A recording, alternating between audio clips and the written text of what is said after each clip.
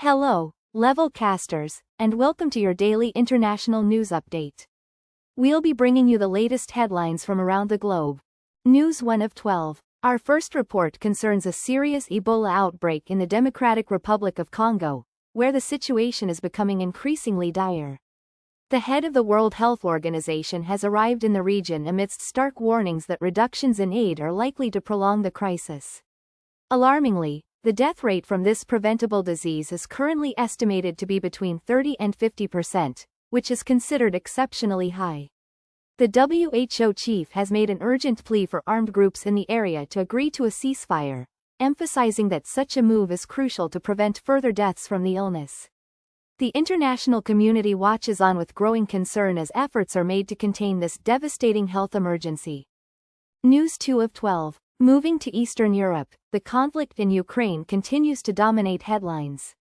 Following Ukrainian President Zelensky's visit to Sweden, a significant deal for Gripen fighter jets appears to be accelerating, with Ukraine set to receive the first 16 of these Swedish aircraft in early 2027. Concurrently, U.S. congressmen have expressed support for President Zelensky's request for additional Patriot missile defense systems.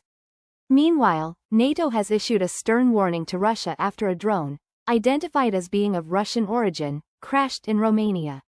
Despite Moscow's denials, NATO has affirmed its readiness to defend every inch of its territory, especially after a Russian drone reportedly struck a Romanian apartment building, escalating tensions in the region.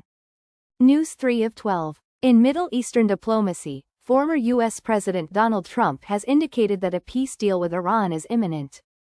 He has reportedly shared a draft agreement with Israel and other allies, suggesting that a resolution is close at hand. However, Tehran has swiftly countered these claims, stating that no agreement has been reached. Senator J.D. Vance has also weighed in on the matter, commenting that the United States is not there yet on securing a deal with Iran.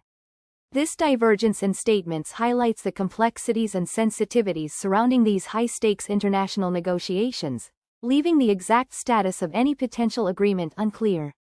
News 4 of 12. Brazil's President Lula has voiced strong objections to the United States' decision to designate certain Brazilian gangs as terrorist organizations, stating that Brazil will not tolerate being treated like a tin-pot country.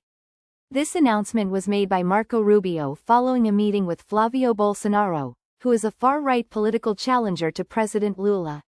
The move by the U.S. and President Lula's strong reaction underscore potential diplomatic friction between the two nations, particularly concerning how each country perceives and addresses internal security challenges.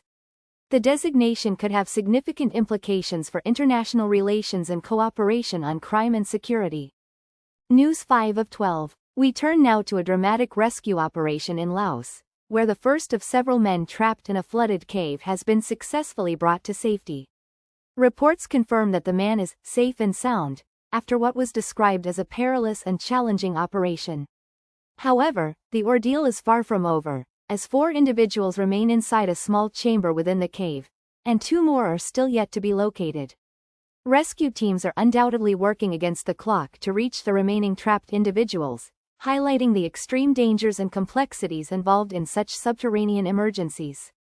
News 6 of 12. Closer to home, a common frustration for many in Britain has made headlines: the country's persistent pothole problem.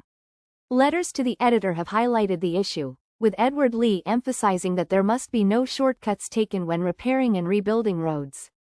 Another contributor, Anthony Millett, echoed this sentiment, arguing that if a job is worth doing, it should be done thoroughly and correctly the first time. These sentiments reflect a widespread desire for quality infrastructure and a lasting solution to a problem that affects daily commutes and road safety across the nation. News 7 of 12. Shifting to a more uplifting story, 2 New Zealand teenagers, known as the Beat Street Drummers, have achieved viral fame with their unique musical talent. Using just 1 plastic bucket and 2 sticks, their slick and energetic percussion videos have garnered an astounding more than 100 million views online, accumulating a massive global following. Their innovative approach to music and their ability to captivate audiences with simple instruments demonstrate the power of creativity and the reach of social media in discovering and promoting new talents from unexpected places.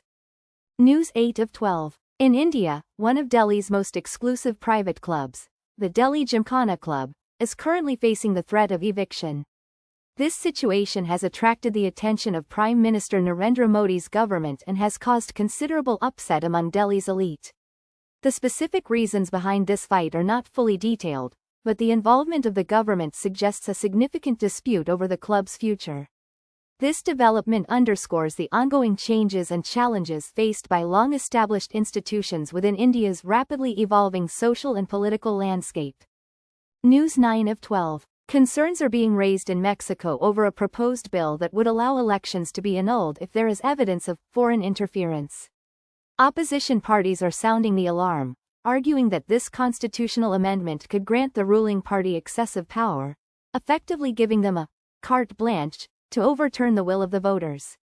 Critics fear that such a law could undermine democratic processes and potentially be used to invalidate election results that are not favorable to the incumbent government, leading to a less fair and transparent electoral system. News 10 of 12. The European Union is set to release €16 billion to Hungary, funds that were previously frozen under Prime Minister Orban's government. This decision comes at a time when the police in Budapest have announced a policy reversal, now allowing the Pride Parade to take place in the city.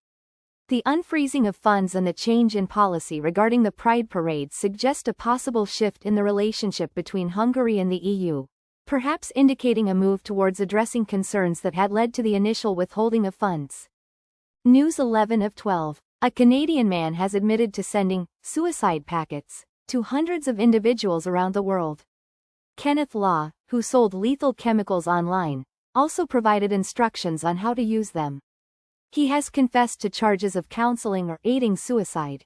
This case highlights the serious and global implications of online sales of dangerous substances and the profound ethical and legal challenges associated with such activities, leading to tragic outcomes for many vulnerable individuals across different countries. News 12 of 12. Finally, the United Nations has added both Israel and Russia to its blacklist for sexual violence in conflict zones. The organization's report specifically cites instances of abuse, including the rape of male detainees, carried out by the security forces of these governments. This inclusion is particularly significant as both Israel and Russia have reportedly obstructed UN investigators, making it challenging to fully document and address these grave human rights violations in areas affected by conflict. That concludes today's Level Cast news briefing. We hope this has been informative for your English learning journey. Until next time, keep learning and stay informed.